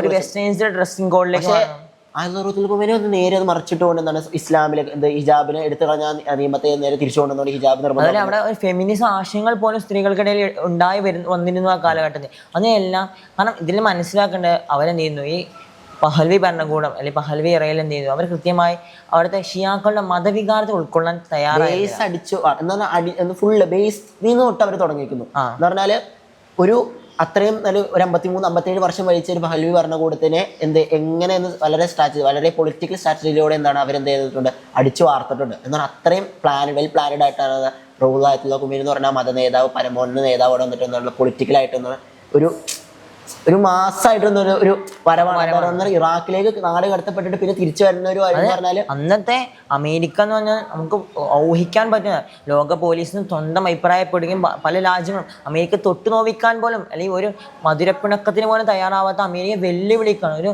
Military Islamic country. Middle east എന്ന് പറഞ്ഞാൽ വളർന്നു വന്നില്ല. കാരണം അന്ന് മിഡിൽ ഈസ്റ്റ് ഒന്നും ആയിട്ടില്ല. വരുന്നത് 900-ങ്ങളുടെ തുടക്കം. മിഡിൽ ഈസ്റ്റ് അല്ല ഇന്നെടുത്ത് നോക്കി എക്കണോമിക് പവറാണ്. ഇന്ന് ലോക രാജ്യങ്ങൾ മിഡിൽ ഈസ്റ്റിന് മേൽ വന്ന് വീഴാണ്. അമേരിക്ക പോലും ഈ അടുത്ത് വന്ന് കാണിച്ചു സൗദിയോടും അതുപോലെ പല കോടികളുടെ വാണിജ്യ കരാറുകളും ഇന്ന് ക്രൂഡ് ഓയിലും മറ്റേ സ്വർണ്ണവും എല്ലാം ഇന്ന് മിഡിൽ ഈസ്റ്റിന്റെ ഭാഗമാണ്. ഇറാനിൽ നിന്ന് തന്നെ 40% എന്താണ് എണ്ണയാണ് ഇന്ത്യ കൊണ്ട് ഹോർമോസ് കടലിലേക്ക് കൊണ്ട് പല കടലിടുക്കുകൾ ഇവിടെ വരുന്ന വേകൾ എന്ന് പറഞ്ഞാൽ വഴികൾ എന്ന് പറഞ്ഞാൽ ഒരു രാജ്യത്ത് നിന്ന് മറ്റു രാജ്യങ്ങളിലേക്ക് വരുന്ന വഴികൾ എന്ന് പറഞ്ഞാൽ എന്താണ് ഇഷ്ടം പോലെ കണക്കുകൾ ഹോർമോസ് കടലിലൂടെ മാത്രം $20 ബില്യൺ കയറ്റുമതിയാണ് ഒരു ദിവസം ഉണ്ടാകുന്നത്. അതായത് അത് ലോകത്തിന്റെ 1% ക്രൂഡ് ഓയിൽ അതിലൂടെയാണ് കടന്നു വരുന്നത്. അപ്പം ആ മിഡിൽ ഈസ്റ്റ് നമുക്ക് മനസ്സിലാക്കുന്നത് അത്രത്തോളം തന്നെ എക്കണോമിക് റിസോഴ്സ് അവിടെ ഉണ്ട് ആ മിഡിൽ ഈസ്റ്റിലുണ്ട്. എണ്ണ ആയാലും എന്താണ് മറ്റു പല സാധനങ്ങളായാലും എന്താണ് ഇപ്പൊ പണ്ട് യൂറോപ്പിൽ നമ്മൾ ഒരു ഇത് കണ്ട പോലെ ഇപ്പൊ മിഡിൽ ഈസ്റ്റ് എന്താണ് പവർഫുൾ ആയിട്ട് കണ്ടുകൊണ്ടിരിക്കുന്ന അവസ്ഥയാണ് ഇപ്പൊ കണ്ടുകൊണ്ടിരിക്കുന്നത്. അപ്പോൾ നമ്മൾ പറഞ്ഞു വെച്ചതുപോലെ മിഡിൽ ഈസ്റ്റ് അത്ര പവർഫുൾ ആകുമ്പോൾ പോലും എന്തുകൊണ്ട് ഈ ഇറാൻ്റെ വിഷയങ്ങളിൽ മറ്റ് അറേബ്യൻ കൺട്രീസ് പ്രത്യേകിച്ച് സൗദി, ഖത്തർ തുടങ്ങിയ ബഹ്റൈൻ, കുവൈറ്റ് ഇങ്ങനെ തുടങ്ങിയ രാജ്യങ്ങളിൽ ഇടപെടുന്നില്ല? ഒരു ഇസ്ലാമിക് കൺട്രി നമ്മൾ അതിന് സപ്പോർട്ട് ചെയ്യുന്ന ആവശ്യകതയില്ലേ? ഒരു പ്രധാനപ്പെട്ട ചോദ്യമാണ് ചോദിച്ചതിനാണ്. കാരണം ഇറാൻ എന്ന് പറയുന്ന ഒരു രാജ്യം ഒറ്റപ്പെട്ടു പോയി. മിഡിൽ ഈസ്റ്റിൽ എന്താണ് ആരും സപ്പോർട്ട് ചെയ്യാതെ ഒന്ന് ഒറ്റപ്പെട്ട ഒരു രാജ്യമായിട്ട് ആരും ഇറാൻ മാറി. കാരണം അത് മനസ്സിലാക്കാൻ സാധിക്കും ഒരു ഐഡിയോളജിക്കലിൻ്റെ പ്രശ്നമാണ്. കാരണം എന്താണ് സുന്നി പക്ഷത്തേക്കുന്ന രാജ്യങ്ങളും ഷിയ പക്ഷത്തേക്കുന്ന ഒരൊറ്റ രാജ്യം മാത്രമേ ഉള്ളൂ ആ മിഡിൽ ഈസ്റ്റിലുള്ളൂ. ഇറാൻ എന്ന് പറയുന്ന വലിയ രാജ്യം സുന്നി ഷിയ പക്ഷത്തേക്കുന്ന ഒരു രാജ്യം ഇറാൻ മാത്രമേ ഉള്ളൂ. പക്ഷേ അപ്പോഴും എന്താണ് ആ ഐഡിയോളജിക്കലിൻ്റെ പ്രശ്നമാണ്. കാരണം പണ്ട് തൊട്ട് എന്താണ് സുന്നി ഷിയ എന്ന് പറയുമ്പോഴത്തേക്കും രണ്ടൊരു ഭാഷ്യങ്ങളിലേക്ക് തിരിഞ്ഞു നിന്നുകൊണ്ട് എന്താണ് എതിർക്കുന്ന ഐഡിയോളജി വരുന്ന എതിർക്കുന്ന ഒരു പ്രശ്നങ്ങളുണ്ട് പണ്ടേ തൊട്ടുണ്ട്. ഹിസ്റ്ററി എടുത്ത് നോക്കിയാൽ ചരിത്രം എടുത്ത് നോക്കിയാൽ മനസ്സിലാക്കാൻ സാധിക്കും. അപ്പോൾ അതിൻ്റെ ഒരു ചില പ്രശ്നങ്ങൾ നമുക്ക് ഇതിന് സാധിക്കും. പക്ഷേ അത് മാത്രമല്ല കുവൈറ്റ് പോലുള്ള ഖത്തർ പോലുള്ള പല രാജ്യങ്ങളും ഇറാനെ സപ്പോർട്ട് ചെയ്ത് വന്നതെന്താണ് നമ്മുടെ ഈ പ്രശ്നങ്ങൾ ഈ അടുത്ത് നടന്ന കോൺഫ്ലിക്റ്റിൽ നമുക്ക് കാണാൻ സാധിച്ചു. പക്ഷേ ഖത്തർ പോലുള്ള രാജ്യങ്ങൾ അല്ലെങ്കിൽ ഖത്തർ തുടങ്ങിയ രാജ്യങ്ങളെ സപ്പോർട്ട് ചെയ്യുന്ന പരിപൂർണ്ണ സപ്പോർട്ടിലേക്കോ അല്ലെങ്കിൽ പരിപൂർണ്ണ ഒരു പിന്തുണയിലേക്കൊന്നും എത്തുന്നില്ല. പ്രത്യേകിച്ച് അത് നമ്മൾ നോക്കുകയാണെങ്കിൽ ഈ ഒരു ഐഡിയോളജി കോൺഫ്ലിക്റ്റ് മാത്രമല്ല അതിന് ഷിയ സുന്നി കോൺഫ്ലിക്റ്റ് മാത്രമല്ല പലപ്പോഴും ഈ മിഡിൽ ഈസ്റ്റ് രാജ്യങ്ങൾ അമേരിക്ക വെച്ചുകൊണ്ട ഒരു ആധിപത്യമുണ്ട്. കൃത്യമായ പലപ്പോഴും നമ്മൾ കണ്ടതാണ് ഇതിനു മുമ്പുള്ള കാലങ്ങളിലെല്ലാം അമേരിക്ക വെച്ചുകൊണ്ട ആധിപത്യമുണ്ട്. അതുപോലെ നിലവിൽ സൗദിയുമായി ഉണ്ടാക്കിയ വാണിജ്യ കരാർ ഇതിലൊക്കെ അമേരിക്ക കൃത്യമായ രൂപത്തിൽ ഇസ്രായേലിൻ്റെ ഫാദർ എന്ന രീതിയിൽ അമേരിക്കയെ കൃത്യമായ രൂപത്തിൽ ഭയപ്പെടുന്നു എന്ന് പറഞ്ഞാൽ അമേരിക്കയുടെ 51ാമത് സ്റ്റേറ്റ് ആയിട്ട് ആ ഭയപ്പെടൽ കൃത്യമായി മിഡിൽ ഈസ്റ്റിലെ പല രാജ്യങ്ങളും ഭയക്കുന്നു. അത് പണ്ട് എന്താ ഇറാഖിലേക്ക് കയറിയിട്ട് സദ്ദാം ഹുസൈൻ എന്താണ് തകർത്തെറിഞ്ഞുകൊണ്ട് എന്താണ് അമേരിക്ക ഭരണം നഷ്ടപ്പെടുത്തുക. കാരണം എന്താ പറഞ്ഞാൽ ഒരു ലോകശക്തി ഞങ്ങൾക്ക് എവിടെയും കയറി ചെല്ലാം, എന്ത് രാജ്യത്ത് എവിടെ പോകുമ്പിട്ടാലും ഞങ്ങൾക്ക് ഒരു വിഷയമില്ല എന്ന് പറഞ്ഞാൽ ആ ഒരു മെന്റാലിറ്റി ഉണ്ടെങ്കിൽ പോലും അന്നത്തെ സദ്ദാം ഹുസൈനെ പോലെ ഒന്ന് എതിർക്കാൻ അമേരിക്ക കൃത്യമായി എതിർക്കാൻ കഴിവുള്ള ഒരു ഭരണാധികാരി മിഡിൽ ഈസ്റ്റിൽ ഇല്ല എന്ന് ഞാൻ 2006 സദ്ദാം ഹുസൈനെ തൂക്കി കൊല്ലുന്നത്. 2003 അദ്ദേഹം ആ സമയത്ത് എന്താണ് ജഡ്ജിന് മുമ്പിൽ ആ പ്രസംഗിക്കണം എന്ന് പറഞ്ഞാൽ തൂക്കിക്കൊല്ലാൻ നിൽക്കണം. ആ സമയത്ത് ഒരു അത്ര ധൈര്യം സംഭരിച്ചോണ്ട് അമേരിക്കക്കെതിരെ അള്ളാഹു അക്ബർ എന്ന് പറഞ്ഞുകൊണ്ട് ഒരു ധൈര്യം, ഒരു ഭരണാധികാരി എന്നുള്ള ധൈര്യം, അല്ലെങ്കിൽ അമേരിക്ക ഒന്നുമല്ല, അമേരിക്ക ഒരു സാധാരണ രാഷ്ട്രമാണെന്ന് വെല്ലുവിളിക്കാണ്. വെറുതെ ഒരു ആണവ കേന്ദ്രങ്ങൾ ഉണ്ടെന്ന് പറഞ്ഞുകൊണ്ട് ഇറാഖിലേക്ക് കയറിക്കൊണ്ട് ലക്ഷക്കണക്കിന് ആളുകൾ വെറുതെ കൊന്നുകളയുന്ന ഒരു അമേരിക്ക ഇന്ന് അതേ ഒരു മോഡലാണ് അമേരിക്ക ഇറാനും ചെയ്യുന്നത്. പക്ഷെ അമേരിക്ക ഈ വട്ടം ശ്രമിച്ചതെന്ന് പറഞ്ഞാൽ അവിടുത്തെ കംനെ ഗവൺമെന്റ് ആ ഭരണകൂടത്തിനെ കാംനെനെ കൊല്ലുക, വധിക്കാന്നാണ്. പക്ഷെ അവിടെയും ചെയ്യുന്നുണ്ട്. ഒരു രാജ്യത്തിന് ആണവ ഇതുണ്ടെന്ന് വെച്ചാൽ ഒരിക്കലും ഒരു രാജ്യത്തിന് അറ്റാക്ക് ചെയ്യാനുള്ള അധികാരം ഒന്നും ഇതില്ല. പക്ഷെ അവിടെ അമേരിക്ക തങ്ങൾക്ക് എന്തും ചെയ്യാം, ഞങ്ങളെ എതിർക്കാനോ ലോക പോലീസാണ് വെല്ലുവിളിക്കാനോ. യുദ്ധം തുടങ്ങുന്നതിന് മുമ്പ് പറയുന്നു നിങ്ങളുടെ ആകാശം മുഴുവൻ ഞങ്ങളുടെ കയ്യിലാണ്, ഞങ്ങളുടെ അധീനയിലാണ് നിങ്ങളുടെ ആകാശം. അപ്പോൾ അതിൽ നിന്ന് മനസ്സിലാക്കാൻ സാധിക്കും ഇറാൻ ഫുള്ളി ഞങ്ങളുടെ കയ്യിലാണ്, ഞങ്ങളുടെ ചാരന്മാർ ലോകം മൊത്തം അവരുടെ കയ്യിലാണെന്ന് വിശ്വസിക്കുന്ന ഒരു ഉണ്ടാക്കിയെടുക്കുന്നു. ലോകത്തിൽ അങ്ങനെ ഒരു പാൻ മെന്റാലിറ്റി ഉണ്ടാക്കിയെടുക്കാൻ അമേരിക്ക ട്രൈ ചെയ്യുന്നുള്ളതാണ്. അതൊരു ഒരു ലിമിറ്റിനപ്പുറം അവർ വിജയിച്ചു കഴിഞ്ഞിരിക്കുന്നില്ല. അത് വർഷങ്ങളായി അവരത് ശ്രമിക്കുന്നത്. ഞങ്ങളെ എതിർക്കാൻ ആർക്കും കഴിയില്ല എന്ന രൂപം. നമ്മുടെ ഗദ്ദാഫിനെ ലിബിയയിൽ നിന്ന് പുറത്താക്കിയ പോലെ സദ്ദാം ഹുസൈൻ ഒരു മിഡിൽ ഈസ്റ്റ് അവരുടെ കേന്ദ്രമാണ്. അവർക്ക് എന്തും ചെയ്യാനുള്ള ഒരു പ്രദേശം മാത്രമായി കാണും. അവിടുത്തെ രാജ്യങ്ങൾക്കോ അവിടുത്തെ ഭരണാധികാരികൾക്കോ ഒരു പുല്ലുവില പോലും ബഷർ അൽ-അസദിനെ നേരൊക്കെ കഴിഞ്ഞ കുറച്ചിട്ട് ജുലാനി എന്ന് പറയുന്ന ഒരു നേതാവ് വന്നിട്ട് അവിടെ ഭരണം. കാരണം അമേരിക്കയുടെ ഒരു പാവക്കുട്ടി പോലെ അമേരിക്ക എങ്ങനെ മിഡിൽ ഈസ്റ്റ് അങ്ങനെ മാറിക്കഴിഞ്ഞു. മിഡിൽ ഈസ്റ്റ് എല്ലാ രാജ്യങ്ങളും അമേരിക്കയുടെ ബുജിക്കുട്ടി മാതിരി അമേരിക്കയുടെ ഒരു ഇത് അമേരിക്കയെ തട്ടിക്കളിക്കാവുന്ന ഭരണാധികാരി അങ്ങനെ രൂപത്തിൽ പണ്ടുള്ളതുപോലെ എതിർക്കാൻ ഇന്ന് ഒരു ഭരണാധികാരി മിഡിൽ ഈസ്റ്റില്ല. ആകെ എതിർക്കുന്ന ഇറാനാണ് പോലുള്ള നേതാക്കന്മാരാണ്. പിന്നെ ഖത്തർ നമ്മൾ എടുത്തു പറയേണ്ട ഒരു രാജ്യമാണ്. കാരണം എന്താ പറയുക ഫലസ്തീന്റെ കാര്യം ഇറാന്റെ കാര്യം സപ്പോർട്ട് ഖത്തറാണ് എന്ന് പറഞ്ഞാൽ അത്ര ചെറിയ രാജ്യമായിട്ട് പോലും എന്താണ് അമേരിക്ക പോലെ രാജ്യങ്ങൾക്ക് ഇടയിൽ എന്താണ് സമാധാന ചർച്ചയ്ക്കൊക്കെ വളരെയധികം നേതാവ് നോക്കുന്ന വളരെയധികം എടുത്തു പറയേണ്ട ഒരു കാര്യങ്ങൾ ലീഡറാണ് അദ്ദേഹം. അത് മാത്രമല്ല അപ്പൊ എന്താണ് അപ്പോൾ നമ്മൾ എടുത്തു മനസ്സിലാക്കാൻ സാധിക്കും, ചരിത്രത്തിൽ എടുത്തു മനസ്സിലാക്കാൻ അമേരിക്ക വന്നിട്ട് ഇറാഖിലും സിറിയയിലും ലിബിയയിലൊക്കെ കാണിച്ചു കൂട്ടുന്ന കൂട്ടക്കുരുതികൾ എന്ന് പറഞ്ഞാൽ വെറുതെ ഒന്ന് മനുഷ്യരെ കൊന്നിട്ട് പോയിട്ട് അവർ പറയണ ലാസ്റ്റ് പറയണത് എന്താണ് ഇവിടെ ഇല്ല, ഞങ്ങൾക്ക് എന്ത് കാണാൻ സാധിച്ചില്ല, ഞങ്ങൾക്ക് എന്താണ് അറിയാം, ഒരു വെറുതെ കിട്ടിയൊരു ഫേക്ക് ഇൻഫർമേഷൻ എന്ന് പറഞ്ഞത് സിമ്പിൾ ആയിട്ട് തട്ടിക്കളയാണ്. അത്ര ആൾക്കാരെ കൊന്നിട്ട് അത്ര നരഹത്യ നടത്തിയിട്ട് എന്താണ് വെറും സിമ്പിൾ ആയിട്ട് എന്താണ് അവിടെ ബാക്കിയുള്ള നരഹത്യകളൊക്കെ വമ്പൻ സംഭവമായി വൽക്കരിക്കുകയും ചെയ്യുന്നു. ഇതുപോലെ ഒരുപാട് സംഭവങ്ങൾ അമേരിക്ക നടത്തി വെച്ചിട്ടുണ്ട്. മിഡിൽ ഈസ്റ്റ് അപ്പുറം ഏഷ്യൻ കൺട്രീസിലെല്ലാം നടത്തി വെച്ചിട്ടുണ്ട്. പിന്നെ നമ്മൾ നോക്കുന്ന സമയത്ത് എന്തുകൊണ്ട് ഇറാൻ ഒരു കാലത്ത് ഭയങ്കര ബന്ധം നിലനിർത്തുന്ന ഒരു രാജ്യമായിരുന്നു. അമേരിക്കയുടെ നമ്മൾ 51ാം സ്റ്റേറ്റ് എന്നൊക്കെ പറഞ്ഞാൽ ഇസ്രായേൽ. പിന്നെ ഏത് കാലത്താണ് ഇതൊരു പ്രശ്നത്തിലേക്ക് കലഹിക്കുന്നത്? ആദ്യകാലത്ത് അതായത് നമ്മുടെ റാഷ പഹൽവിയുടെ കാലത്താണ് ഏകദേശം ഇസ്രായേൽ ഉണ്ടായി വരുന്നത്, രാഷ്ട്രം ഉണ്ടായി വരുന്നത്. ആ കാലത്ത് വളരെ മിലിറ്ററി പരമായി എക്കണോമിക്കൽപരമായി എല്ലാ രീതിയിലും ഇറാനും ഇസ്രായേലും ഒരു നല്ല ബന്ധമുണ്ടായിരുന്നു. സാധിക്കും. എന്താണ് ഈ ആയത്തുള്ള ഖുമൈനി റൂഹ ഖുമൈനി കടന്ന കാലത്ത് അവിടുത്തെ എന്താണ് ഇസ്രായേൽ എംബസി അവർ പൂർണ്ണമായിട്ട് തുടച്ച് നശിപ്പിച്ചാൽ അവിടെ എന്താണ് ഫലസ്തീന് സപ്പോർട്ടായിട്ട് സ്ഥാപനം കൊണ്ടുവരികയാണ്. കാരണം എന്താണ് അത്രത്തോളം എന്താണ് പ്രശ്നം എന്താണ് ഇതിന്റെ ഉള്ളിൽ കിടന്ന ആരുണ്ടാക്കുന്നുണ്ട്, ഇസ്രായേൽ എന്ന് പറഞ്ഞ രാജ്യം ഉണ്ടാക്കുന്നുണ്ട്. കാരണം എന്താണ് അത്രത്തോളം നമ്മുടെ ഈ അടുത്ത കറണ്ട് സിറ്റുവേഷൻ കൊണ്ട് യുദ്ധത്തിൽ കണ്ടെന്നാണ് ഇറാന്റെ ഉള്ളിൽ തന്നെ ഇറാന്റെ മെയിൻ ഫോഴ്സിൽ തന്നെ എന്താണ് ഇസ്രായേലിൽ നിന്നാണ് കണ്ണുകൾ എന്നുണ്ട് എന്ന് പറഞ്ഞാൽ ചാരന്മാരെന്താ ഇസ്രായേലിൽ ചാരന്മാരെ എവിടെ പ്രവർത്തിക്കുന്നത് ഇറാന്റെ ഉള്ളിൽ തന്നെ പ്രവർത്തിക്കുന്നുണ്ട്. ഹിയാസിൻ വാറിനെ കൊന്നപ്പോഴത്തേക്കും നമുക്ക് മനസ്സിലാക്കാൻ സാധിക്കും. പിന്നെ എന്താണ് സമയത്തൊക്കെ നമുക്ക് മനസ്സിലാക്കാൻ സാധിക്കും ഇതിനുള്ളിൽ ചാരന്മാരെന്താ ധാരാളം ഉണ്ട്. കാരണം ഇസ്രായേലിന് ഏത് രാജ്യത്ത് പോയാലും അതെ അവരുടെ മൊസാ എന്ന് പറയുന്ന സംഘടന കണ്ണ് നട്ട് നോക്കിയത് കാക്ക കണ്ണുകൾ എന്താണ് എല്ലാ രാജ്യത്തിനും മേളിൽ പതിക്കുന്നുണ്ട്. നമുക്ക് അത് അവരുടെ ഒരു പ്ലസ് പോയിന്റ് ആണ്. കാരണം എന്താണ് ആര് പറയാതെ ഇസ്രായേൽ എന്ന് പറഞ്ഞ രാജ്യം കടന്നു വരുന്ന ഒരു സംഭവമാണ് എന്താണ് അവിടെ നമുക്കത് മനസ്സിലാക്കാൻ സാധിക്കുന്നത്. പിന്നെ നമുക്ക് എന്താ ഈ അടുത്ത് നമ്മൾ എടുത്തു നോക്കിയാൽ സാധിക്കും എന്നാ ഇറാനും ഇസ്രായേലുമായി യുദ്ധത്തിൽ നടന്ന പ്രശ്നങ്ങൾ നമ്മൾ എടുത്തു നോക്കുമ്പോഴത്തേക്കും കൂടുതൽ പ്രശ്നം ഉണ്ടായത് അടിയേറ്റത് ആളുകൾ മരിച്ചു അവരുടെ കുറെ സയന്റിസ്റ്റുകൾ ന്യൂക്ലിയർ സയന്റിസ്റ്റുകളും എന്താണ് മേധാവികളൊക്കെ മരിച്ചത് എവിടെയാണ് ഇറാനാണെങ്കിൽ പോലും എന്താണ് ഒട്ടും പ്രതീക്ഷിക്കാതെ അയൺ ഡോം എന്ന് പറയുന്ന ഇസ്രായേലിന്റെ എന്ന് പറഞ്ഞാൽ ടെൽ-അവീവ് എന്ന് പറഞ്ഞ രാജ്യം എന്താ അതിൽ അയൺ ഡോം കൊണ്ട് മൂടപ്പെട്ടിരിക്കുകയാണ്. എന്ത് അയൺ ഡോം എന്ന് പറഞ്ഞാൽ മനസ്സിലായില്ലേ? അതെന്ന് പറഞ്ഞാൽ ആ അയൺ ഡോമിന്റെ ഉള്ളിലോട്ട് ഒരു മിസൈൽ കിടക്കാൻ പറ്റില്ല. അത്ര വലിയ അവകാശവാദങ്ങൾ ലോകത്തും നിന്ന് കത്തിയെന്ന് പറയാം, അത്രത്തോളം മിസൈലുകളാണ്. ഇസ്രായേലൊരു ഇതുണ്ട്, വംശഹത്യ നടത്തിയ അല്ലെങ്കിൽ നരഹത്യ നടത്താനുള്ള അവരുടെ ആളുകളെ കൊന്നൊടുക്കലാണ്. പക്ഷെ ഇറാൻ എപ്പോഴും മുമ്പുള്ള കാല യുദ്ധങ്ങളിലെല്ലാം കാണിച്ചു കൂട്ടിയിരുന്നത് എന്താണ്, അവിടുത്തെ കെട്ടിടങ്ങൾ, ബിൽഡിംഗ്, അത് കൃത്യമായി മൊസാദിന്റെ ആസ്ഥാനത്തിന് മുമ്പിൽ പോലും ഇറാൻ IDF പറയുന്നുണ്ട് എന്താണ്, ഇസ്രായേൽ ഡിഫൻസ് ഫോഴ്സ് എന്ന് പറയുന്നതാണ് ഇറാന്റെ ഇനിയും ആയുധങ്ങളുണ്ട്.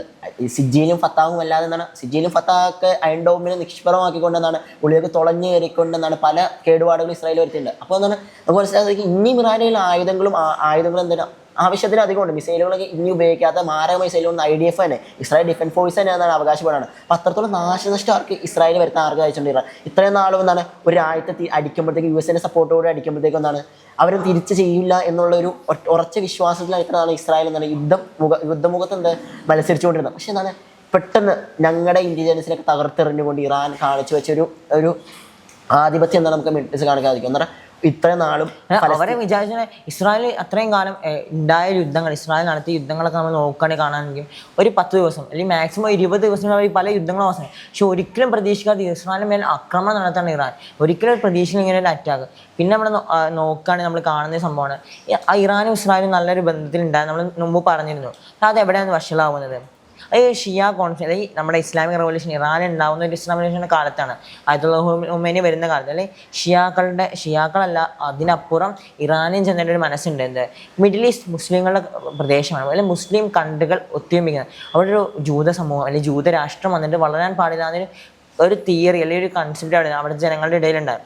അവിടെ നിന്നാണ് ഉണ്ടാകുന്നത്. പിന്നെ ഇസ്രായേൽ ഇറാൻ ഈ കോൺഫ്ലിക്റ്റ് ഉണ്ടാവാണ്, ഇപ്പോൾ നടക്കുന്ന കോൺഫ്ലിക്റ്റ്, ഇതിന് മുമ്പ് ഒരുപാട് പ്രശ്നങ്ങളുണ്ടായത്. ഇതിനെല്ലാം കാരണമായി മാറിയത് ഈ ഇസ്ലാമിക് റവല്യൂഷൻ നടക്കുന്ന കാലത്ത് അല്ലെങ്കിൽ ഇസ്ലാമിക് റവല്യൂഷന് ശേഷം ആയത്തുൽ ഖമേനി അധികാരത്തിൽ വരുന്ന സമയത്ത്, അത് ഇറാന്റെ പരമോന്നത നേതാവ് കടന്നു വരുന്ന സമയത്ത് ആയത്തുൽ ഖമേനി പറഞ്ഞ വാക്കുണ്ട്, അമേരിക്ക ചാത്താൻ എന്നും ഇസ്രായേൽ ചാത്താൻ കുട്ടി എന്നാണ് വിശേഷം. അത്തരം ഇവർ തമ്മിലുള്ള ഒരു ചാത്താനുമായിട്ട് അല്ലെങ്കിൽ ഒരു ഇസ്ലാമിൽ വളരെയധികം നിഷ്കരണമായി കാണുന്ന ഒരു സംഭവം ആ രൂപത്തിലേക്ക് വിശേഷമായി ഇതിനെ അമേരിക്ക ഇസ്രായേൽ കൃത്യമായി ചൊടിപ്പിക്കുന്നുണ്ട്. പിന്നീട് ഈ അറ്റാക്കുകളുടെ കാരണമായി ഇറാൻ അല്ലെങ്കിൽ ഇറാനും ഇസ്രായേലും തമ്മിൽ കോൺഫ്ലിക്റ്റിന്റെ കാരണം, ഇറാന്റെ മേലെ ഇങ്ങനെ ആക്രമണം നടത്തുന്നതിന്റെ കാരണം ഈ സ്പോൺസർഷിപ്പുകളാണ്. അതായത് ഹിസ്ബുള്ള, ഹമാസ് അങ്ങനെ തുടങ്ങിയ ഇസ്രായേൽ വിരുദ്ധ ഭീകര സംഘടന, അതായത് ഇസ്രായേൽ വിരുദ്ധ ഇസ്രായേലിന്റെ നടപടികൾക്കെതിരെ പ്രവർത്തിക്കുന്ന അല്ലെങ്കിൽ ഫലസ്തീനെ സപ്പോർട്ട് ചെയ്യുന്ന ഹൂതികൾ ഇങ്ങനെ തുടങ്ങിയ സംഘടനകളെ ഇറാൻ സ്പോൺസർ ചെയ്യുന്നു, അല്ലെങ്കിൽ മിലിറ്ററി ട്രെയിനിങ് തുടങ്ങിയ കാര്യങ്ങൾ നടത്തുന്നതിന്റെ പേരിലാണ് മിസൈലും അവരുടെ ആയുധ സംഘന സാധനങ്ങളൊക്കെ കൊടുക്കുന്ന ആരാണ്?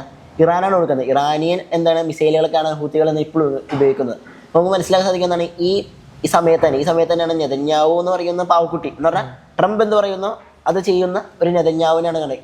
ഇനി ഒരു ഇലക്ഷൻ വന്നാൽ ഇലക്ഷൻ വരുന്നില്ല, ഈ യുദ്ധം അവസാനിച്ച നമ്മൾ മനസ്സിലാക്കേണ്ടത് എന്തുകൊണ്ട് ഈ യുദ്ധം വീണ്ടും നടത്തുന്നു. പലസ്തീനിൽ ഗാസയിലൊക്കെ യുദ്ധം നടത്തുന്നു. ഇതിന് കാരണമുണ്ട്. കാരണം അവിടെ ഇസ്രായേൽ ജനതയ്ക്ക് പോലും നെതന്യാഹുവിന് ആവശ്യമില്ല. ഇനി യുദ്ധം നിർത്തിയ അന്ന് ഒരു വിചാരണ നേരിടേണ്ടി. ആ വിചാരണയിൽ എങ്ങനെയും കാലങ്ങൾ ലോക കുറ്റത്തിന് ലോക ക്രിമിനൽ എന്ന പട്ടം ചാർത്തപ്പെടുന്ന പല ലോക ക്രിമിനൽ കോടതി പോലെ ഇസ്രായേൽ കോടതി വരെ എന്നാണ് പല കേസുകളിൽ നെതന്യാഹു പ്രതിയാണ് എന്ന് ഇറങ്ങുന്നു.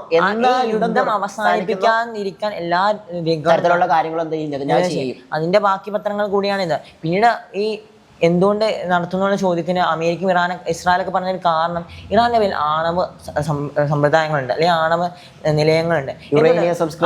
എന്തിനത് ഭയക്കുന്നു എന്നുള്ള ചോദ്യം. ഒരു രാജ്യത്തിന് അവരുടേതായ സ്വന്തം താല്പര്യങ്ങൾക്ക് ഇത് നടത്തിക്കൂടെ? ഇറാന്റെ കയ്യിൽ, ഇസ്രായേലിന്റെ കയ്യിലുണ്ട്, അമേരിക്കയുടെ ഉണ്ടല്ലോ, ഒരുപാടും അമേരിക്കയിൽ ഉള്ളതിനെ എണ്ണാൻ പറ്റുന്നതിൽ അപ്പുറമായും കഴിഞ്ഞിരിക്കുന്നു. പക്ഷെ എന്തുകൊണ്ട് ഇവരൊക്കെ ഭയക്കുന്നു എന്നുള്ള ചോദ്യം. കാരണം ഇവരൊക്കെ കൃത്യമായി മിഡിൽ ഈസ്റ്റിനെ ഒരു ബുജ്ജിക്കുട്ടിയായി അല്ലെങ്കിൽ പാവക്കുട്ടി പോലെ കളിപ്പിക്കുകയാണ്. അത് വന്നാലും എക്കണോമിക് ക്രൈസിസ് വന്നാലും കുഴപ്പമില്ല, ഞങ്ങൾ ആയുധങ്ങൾ കച്ചവടം ചെയ്യും. മിഡിൽ ഈസ്റ്റിൽ അത് ഉപയോഗിക്കും. ഇസ്രായേലിന് എങ്ങനെ വേണ്ടി അയച്ചു കൊടുക്കുന്നു. ഇസ്രായേലിന് അമേരിക്ക കൊടുക്കുന്ന ആയുധങ്ങൾ എന്ന് പറഞ്ഞാൽ ഇറാന്റെ കയ്യിലുള്ളതിന് ഇരട്ടിയാണ്. ഇറാന്റെ മിലിറ്ററി ബഡ്ജറ്റിനേക്കാളും 3 ഇരട്ടിയാണ് ഇസ്രായേലിന്റെ മിലിറ്ററി ബഡ്ജറ്റ്. കാരണം അത്രത്തോളം സംഭാവന ചെയ്യുന്നുണ്ട്, US ചെയ്യുന്നുണ്ട്. US ഇല്ലെങ്കിൽ നമുക്ക് പറയാൻ സാധിക്കും നിഷ്പ്രയാസം എന്താണ് ഇറാൻ ഇസ്രായേൽ അടിച്ചുകൊണ്ട് നമുക്ക് ഒരു സംശയമില്ല. കാരണം എന്താണ്, ഇപ്പോഴും ഇസ്രായേൽ യൂസ് ചെയ്തുകൊണ്ടിരിക്കുന്ന ആയുധങ്ങളാകട്ടെ അവരുടെ ഡിഫൻസ് സിസ്റ്റം ആകട്ടെ ഇതൊക്കെ US സംഭാവന ചെയ്തതാണ്. എന്തൊരു ഒരു 51ാമത്തെ സ്റ്റേറ്റ് ആയിട്ട് ഇസ്രായേൽ എന്താണ് ഒരു പാവക്കുട്ടിയായിട്ട് എന്താ ട്രംപ് എന്ത് പറയുന്നു അത് ചെയ്യുന്ന ഒരു രാജ്യമായിട്ട് ഇപ്പൊ തന്നെ എന്താണ് പണ്ടേ ഇസ്രായേൽ അങ്ങനെ മാറി കഴിഞ്ഞിരിക്കുന്നു. അമേരിക്കയുടെ ഒരു സപ്പോർട്ടായിട്ട് ഒരു സ്റ്റേറ്റ് അമേരിക്ക സ്റ്റേറ്റ് ആയി മാറി ഒരു വൈസ് പ്രസിഡന്റ് എന്ന പോലെ നെതന്യാഹു നിന്നുകൊണ്ട് എന്താ ട്രംപ് ഒരു പ്രസിഡന്റ് ആയിക്കൊണ്ട് മേളിൽ നിന്ന് പറയുന്ന ഉത്തരവുകളൊക്കെ എന്താണ് നടപ്പാക്കുന്നു. അത്രേ ഉള്ളൂ എന്ന് പറഞ്ഞാൽ ട്രംപ് നടത്തുന്നുണ്ട്. ട്രംപ് നാടൻ കളിക്കാണ്. ഒരു സമയത്ത് ഇസ്രായേലിനെ സപ്പോർട്ട് ചെയ്യും, ഒരു ഇസ്രായേലിനെ തള്ളും. നമ്മുടെ ട്രംപ് അധികാരത്തിലേക്ക് വരുന്ന സമയത്ത് ട്രംപ് നടത്തിയൊരു പ്രഭാഷണത്തിന്റെ ഇതിൽ ട്രംപ് പറഞ്ഞത്, ഞാൻ ഇവിടെ നടക്കുന്ന കോൺഫ്ലിക്റ്റുകൾ അവസാനിപ്പിക്കും, ഞങ്ങൾ ഇവിടെ നടക്കുന്ന വാറുകളെ നിർത്തും. എന്നാൽ ഇന്ന് അമേരിക്കയ്ക്ക് ഏറ്റവും കൂടുതൽ അമേരിക്കയുടെ എക്കണോമിക്കിൽ ഏറ്റവും കൂടുതൽ പൈസ ഇൻവെസ്റ്റ് ചെയ്യുന്നത് ആർമിക്ക് വേണ്ടിയാണ്, മിലിറ്ററിക്ക് വേണ്ടിയാണ്. ചരിത്രത്തിൽ മനസ്സിലാക്കാൻ സാധിക്കും, എവിടെ ചെന്ന് കയറാനും അമേരിക്കയ്ക്ക് എന്തൊരു ഭയമില്ല.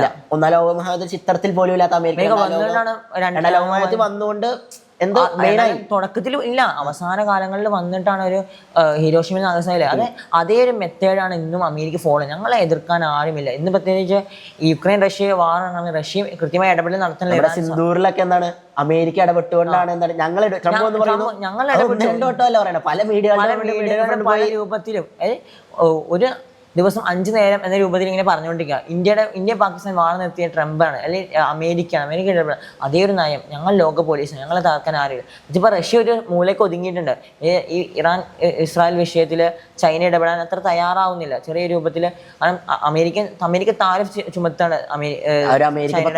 പുറത്തൊരു വാർത്തകളായിട്ടായിരുന്നു. നമ്മളിപ്പോ ഒരു രാജ്യത്തിന്റെ പ്രതിനിധി വിളിക്കുമ്പോൾ പ്രസിഡന്റ് വിളിക്കുമ്പോഴത്തേക്ക് എന്താണ് നേരിട്ട് അതിനൊരു കുറച്ച് എന്താണ് ഇതൊക്കെ കാണും, കുറച്ച് ഒഫീഷ്യാലിറ്റി കാണും. പക്ഷെ ട്രംപ് എന്ന് പറഞ്ഞ ഒരു പ്രസിഡന്റ് അദ്ദേഹം എന്താണ് വെറുതെ ഫോൺ എടുത്തുകൊണ്ട് എന്താണ് ഹലോ ഞാൻ ട്രംപാണ് മോദി അല്ലേ ആ രൂപത്തിൽ ടോക്ക് ആയിട്ട് എന്താണ് എന്ത് വേണമെങ്കിലും ചെയ്യാം, ആരെ വേണമെങ്കിലും എപ്പോഴും കയറിച്ചില്ലാന്ന രൂപത്തിലേക്ക് മാറിയിട്ടുണ്ട്. പിന്നെ ഇപ്പൊ നമുക്കൊരു ആശ്വാസകരം എന്നുള്ളത് മിഡിൽ ഈസ്റ്റിലെ ആ ഒരു പ്രശ്നം ചെറിയ രൂപത്തിലൊക്കെ ഒതുങ്ങിയിട്ടുണ്ട്. നമുക്കൊരു ആശ്വാസവാക്കായി പരിഗണിക്കാവുന്നതാണ്. എന്നാലും ഇസ്രായേലും ഇറാനും എന്താണ് ഒരു വാക്ക് തർക്കം ഇപ്പോഴും നിലനിൽക്കുന്നുണ്ട്. കാരണം ധാരാളം ന്യൂക്ലിയർ സയന്റിസ്റ്റുകളെയും അവരുടെ മിലിറ്ററി ഓഫീസറുകളെയും ഇറാൻ നഷ്ടപ്പെട്ടു. കാരണം ഇങ്ങനെ തിരിച്ചെടുക്കുന്ന വർഷങ്ങളുടെ പരിശ്രമമാണ്. കാരണം ഫൊർദോവ പോലുള്ള ആണവ നിലയങ്ങൾ എന്ന് പറഞ്ഞാൽ 90 മീറ്റർ അടിയിലാണ്. ബങ്കർ ബസ്റ്റർ ബോംബുകൾ ഉപയോഗിച്ചിട്ട് പോലും അമേരിക്കയുടെ വാദങ്ങൾ നമുക്ക് തള്ളാവുന്നതാണ്. കാരണം അമേരിക്കയുടെ പെന്റഗൺ പോലെ തന്നെ തള്ളുന്നുണ്ട്, അതിന് സംശയം പ്രകടിപ്പിക്കുന്നുണ്ട്. ഇതിങ്ങനെ ഒരു ഇറാന്റെ ജയം അവിടെ തന്നെയാണ്. കാരണം അമേരിക്കയുടെ അവരുടെ ചെലവെന്ന് പറഞ്ഞാൽ അത്ര നേരം പ്ലെയിൻ പറക്കണമെങ്കിൽ ഒരു മണിക്കൂറിന് GBU-57 എന്ന് പറയുന്ന പ്ലെയിൻ പറക്കണമെങ്കിൽ എന്താ ഷെൽട്ടർ ബോംബർ പറക്കണമെങ്കിൽ അത്ര ചെലവ്. ഒരു മണിക്കൂറിന് 2 ബില്യണോ അധികം ചെലവുണ്ട്. 37 മണിക്കൂറാണ് 3 പ്ലെയിനല്ലേ വന്നു, 5 പ്ലെയിൻ വന്നു. 37 മണിക്കൂർ ചെലവ് ഒടുക്കിക്കൊണ്ടൊരു ചെയ്യുന്ന സാധനം എന്ത് ഇങ്ങനെ ഒരു പരാജയമായിട്ടോന്ന് ബാക്കിയുള്ള മാധ്യമങ്ങളാണ്. അമേരിക്ക മാധ്യമങ്ങളാണ് പെന്റഗണും റിപ്പോർട്ട് ചെയ്യുമ്പോൾ അതിനകത്ത് അമേരിക്ക യുഎസിന്റെ ഇസ്രായേലിന് മുമ്പിൽ ജയിച്ച് നിൽക്കുന്ന ഒരു അവസ്ഥയാണ് ഇറാന് കിട്ടുന്നത്. ഇത് ആണെങ്കിലും പൂർണ്ണമായി തകർക്കാൻ കഴിഞ്ഞായിരുന്നെങ്കിൽ ഇറാൻ എന്ത് ചെയ്താൽ തകർന്നു പോയനെ. അത് ട്രംപ് പറയുന്നത് ഞങ്ങൾ പൂർണ്ണമായി തകർത്തു. ട്രംപ് ആദ്യട്ട് കഴിഞ്ഞതിന് ശേഷം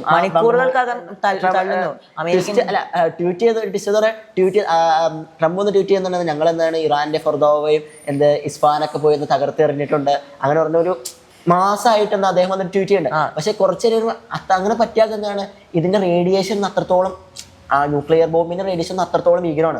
പറഞ്ഞാൽ അവിടുത്തെ ജനങ്ങൾ മുഴുവൻ നശിപ്പിക്കപ്പെടും. അത്രത്തോളം രോഗങ്ങളായിട്ട് അങ്ങനെ പലതും ഫുൾ നശിപ്പിക്കപ്പെടും. അതും ഒരു ന്യൂക്ലിയർ ബോംബ് വീണ പോലെയല്ല, ഒരു റിയാക്ടറിൽ വന്നാണ് സാധനം പതിക്കേണ്ടത്. അത്രത്തോളം യുറേനിയം കണ്ടന്റ് അതിനകത്തുണ്ട്. 65% അത് എക്സ്പ്ലോ ചെയ്താൽ എന്താണ് ഫുള്ള് പൊട്ടിത്തെറി മുഴുവൻ എന്താണ് റേഡിയേഷൻ കൊണ്ട് ഒരു ഫുൾ ആ ഇറാൻ എന്ന് പറയുന്ന രാജ്യത്തിന്റെ ഭാവി തന്നെ ഇല്ലാതാവുന്ന സംഭവമാണ്. പക്ഷെ അങ്ങനെ ഒരു പ്രശ്നം എന്താണ് അവിടെ ഉണ്ടായില്ല. അതെന്താണ് ഇറാൻ ഒരു പ്ലസ് പോയിന്റ് ആണ്. കാരണം ഞങ്ങളുടെ രാജ്യത്ത് ചെയ്യാൻ കഴിഞ്ഞ അത്ര പൈസ മുടക്കിക്കൊണ്ട് പറയുന്ന ആളുകളെ വെറും പുച്ഛിച്ചതല്ല. അതും നമുക്ക് മനസ്സിലാണ് ഒരു ഇറാനിയൻ മാധ്യമമല്ല, അല്ലെങ്കിൽ ബാക്കിയുള്ള മാധ്യമങ്ങളൊന്നുമല്ല, ഒരു അമേരിക്കൻ മാധ്യമം റിപ്പോർട്ട് ചെയ്യുമ്പോൾ അതിന്റെ പരാജയം അമേരിക്കയ്ക്കാണ്. ഒരു പൊളിറ്റീഷ്യൻ ഉപരി ഒരു ബിസിനസ് മാൻ മെന്റാലിറ്റി പലപ്പോഴും ട്രംപ് പുറത്താണിക്കുന്നുണ്ട്. അത് നമ്മുടെ ഗാസയുടെ കാര്യത്തിൽ ഗാസ സ്ട്രിപ്പ് എന്നാണ് അവിടെ നിന്ന് ഒഴിഞ്ഞു പോ, നിങ്ങൾ ഇന്തോനേഷ്യയിലേക്ക് പോക്കോ. ഞങ്ങളുടെ ഒരു ഏറ്റവും ഇഷ്ടപ്പെട്ട സ്ട്രിപ്പ് ഗാസ എന്ന് പറഞ്ഞ മുനമ്പാണെങ്കിൽ ലോകത്തെ ഏറ്റവും ഇഷ്ടപ്പെട്ട അത് എങ്ങനെ ബിസിനസ് അവിടെയും എന്താണ് ആളുകളുടെ കാര്യമല്ല, ഒരു വംശീയത ആളുകളുടെ കാര്യമല്ല എന്ന് മെന്റാലിറ്റിയാണ് നോക്കുന്നത്. അപ്പോൾ എന്താണ് നമുക്ക് മനസ്സിലാക്കാൻ സാധിക്കും എന്താണ് ഈ അമേരിക്ക എന്ന് പറഞ്ഞ രാജ്യം മിഡിൽ ഈസ്റ്റിൽ വന്ന് ചെയ്യുന്ന ഓരോ പ്രശ്നങ്ങൾ എന്താ പറഞ്ഞാൽ ഇനിയും പ്രശ്നം എന്താണ് 100% ഉറപ്പാണ്. കാരണം എന്താണ്, ഇറാൻ പോലുള്ള രാജ്യത്ത് ഇനി അവരങ്ങനെ വെച്ച് ഉറപ്പിച്ചാൽ എന്താണ് മിഡിൽ ഈസ്റ്റ് അവർക്ക് നഷ്ടമാവും എന്നുള്ള പേടി എന്താണ് ഉറപ്പായിട്ട് അവർക്കുണ്ട്. പക്ഷെ ഇപ്പൊ ഒരു ആശ്വാസമാണ് ഈ യുദ്ധം ഇങ്ങനെ ഒരു വാക്കുതർക്കങ്ങളിലൂടെ മാത്രം മുന്നോട്ട് പോകുന്നത്. ഈ മിഡിൽ ഈസ്റ്റിൽ യുദ്ധം പുറപ്പെട്ട ലോകമഹായുദ്ധത്തിലേക്ക് 3ാം വേൾഡ് വാർ കടന്നു ചെല്ലുന്ന ഭയം ഉണ്ട് പല രാജ്യങ്ങളും. അത് മാത്രമല്ല എക്കണോമിക്കലായിട്ട് വളരെയധികം എന്താണ് ഡെസ്പായി പോകുന്ന ലോകത്ത് വളരെയധികം സാമ്പത്തിക മാന്ദ്യം ഒരു 100% ഉറപ്പാണ്. ഇന്ത്യയിലടക്കം പെട്രോളിനെല്ലാം വില മാറി മറിയും. അങ്ങനെ ഒരുപാട് പ്രശ്നങ്ങളുണ്ട്. അപ്പൊ നമുക്ക് ഇനിയും എന്താണ് പല വിഷയങ്ങളും എന്താണ് ചർച്ച ചെയ്യാനുണ്ട്. കുറെ വിഷയങ്ങളായിട്ട് നമുക്ക് വരാനുണ്ട്.